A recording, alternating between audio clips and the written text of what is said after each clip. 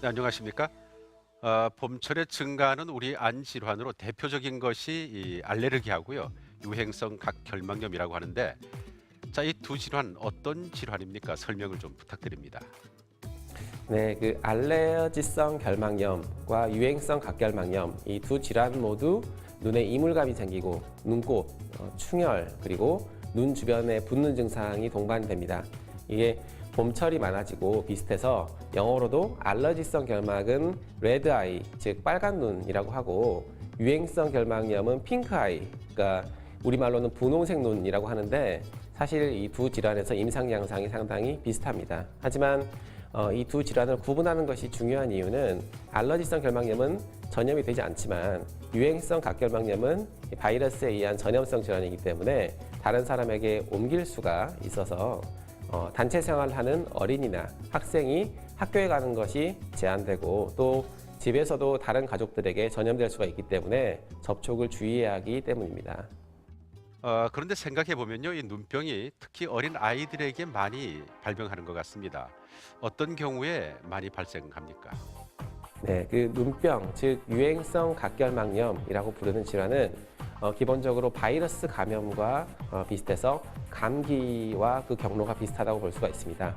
이 바이러스 질환은 두 가지 특성을 말씀드릴 수가 있는데 첫 번째로 이게 전염이 되는 것이기 때문에 일단 걸린 사람을 피하는 것이 가장 중요하겠습니다. 가족 중에 눈병에 걸린 분이 있다면 수건을 달리 쓰는 등 구분하는 것이 좋고 또 단체 생활을 하는 학교나 어린이집을 다니는 어린이가 결막염에 걸렸다면 출석하지 않아도 일반적으로 결석으로 인정되지 않는 것으로 알려져 있습니다.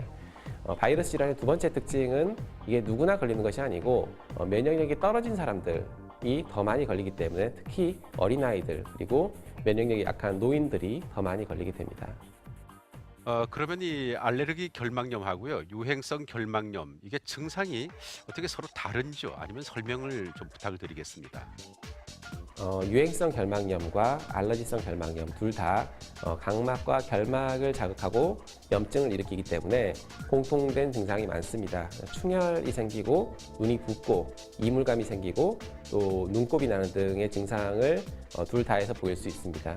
하지만 그 알레르기 결막염의 경우에는 대체로 이게 체질적인 부분이 있어서 기저에 비염을 가진 분들이 많고 또 매년 비슷한 시즌에 반복되는 양상으로 본인이 그 질환을 알고 있는 경우가 많습니다. 그리고 알러지는 염증 과정에서 특징적으로 히스타민이라는 물질이 나오는데 이로 인해서 간지러운 증상이 유독 더 심한 특징이 있습니다. 반면 바이러스에 의한 유행성 결막염의 경우에는 감염에 의한 것이기 때문에 눈곱의 양이 굉장히 많고 누렇게 나오는 경우들이 많습니다. 이 바이러스 질환은 특징적으로 처음에 걸리고 나서 4, 5일간은 점점 바이러스가 자리를 잡아가면서 악화되는 기간이 있을 수 있는 것이 특징이고 충혈이나 부종도 더 심하게 됩니다. 그럼 이제 이 알레르기 결막염하고 유행성 결막염, 이거 치료는 어떻게 이루어집니까? 네, 그 알레르기 결막염의 경우에 가장 중요한 것은 알레르기 항원에 노출되는 것을 피하는 것입니다. 이 알레르기성 원인 물질이 계속 자극한다면 약을 써도 완전히 나을 수가 없습니다. 그리고 알레르기 결막염은 체질적인 부분이 상당히 크게 작용을 하고 반복되는 특징이 있기 때문에 약이 강하고 아주 효과가 빠른 계열의 약을 사용하기보다는 인공노획과 같이 부드럽고 또 오래 써도 무리가 없는 그런 안약을 써서 조절하는 것이 필요하고 가능한 냉찜질을 하시거나 또 눈이 건조하지 않게 가습기를 설치해 보는 등 이게 눈에 부담이 없고 반복해도 문제가 없는 그런 치료 방법을 찾아다니시는 것이 좋겠습니다.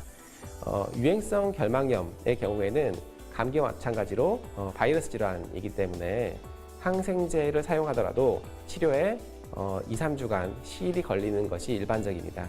다만 이 눈병이 심해지는 경우에 결막의 염증이 심해져서 결막의 일부가 들러붙거나 또는 각막에 혼탁을 남겨서 시력 저하가 생기기도 하고 또 과거에 라식이나 라섹 수술을 받은 분들에게서 눈의 도수가 다시 근시가 생기는 경우도 있어서 안경을 다시 써야 되는 그런 경우가 있는 등 그런 2차적인 합병증이 발생하는 경우가 꽤 있습니다. 따라서 이러한 합병증을 막고 별탈 없이 낫도록 안과를 잘 다니시면서 적절한 안약을 사용하시는 것이 좋겠습니다. 뭐 무슨 병이든 생기면 고생 아니겠습니까? 그래서 예방이 참 중요한데요. 이 봄철 안 질환을 예방하기 위한 방법이 있다면 알려주시기 바랍니다. 네, 그 봄철 알레르기 항원이나 바이러스에 대한 노출을 줄이기 위해서 가장 강조드리는 것은 두 가지. 첫 번째, 눈을 비비지 말라는 것과 손을 자주 씻으시라는 것입니다. 이 전염성 결막염은 그 안과 의사인 저도 진료 중에 굉장히 많이 만나게 되는데도 저는 걸리지가 않는데 그 중요한 이유가 눈을 비비지 않는 것입니다. 비벼서 결막에 상처를 내지 않으면 이 정상적인 조직으로는 바이러스가 잘 침투하지 못하기 때문이고 또 그 손을 자주 씻어서 이 감염이 전달되지 않도록 깨끗하게 유지를 해준다면 주변에 눈병에 걸린 분들이 있다고 하더라도 전염되지 않고 잘 지내실 수가 있습니다. 네, 말씀 잘 들었습니다. 우리 눈에 이 알레르기 증상이 발생하게 되면 시원하게 눈찜질을 해주는 것이 이 간지러운 증상을 완화시켜 준다고 그래요. 그리고 집안 청소를 통해서 이 먼지를 최대한 줄여주는 것이 좋겠죠. 봄철에 눈 알레르기 증상 이거 관리를 잘 하셔야 되겠습니다. 자, 오늘도 스트레칭 함께 따라해 보시면서 이 시간 마무리하죠. 내일 인사드립니다. 고맙습니다.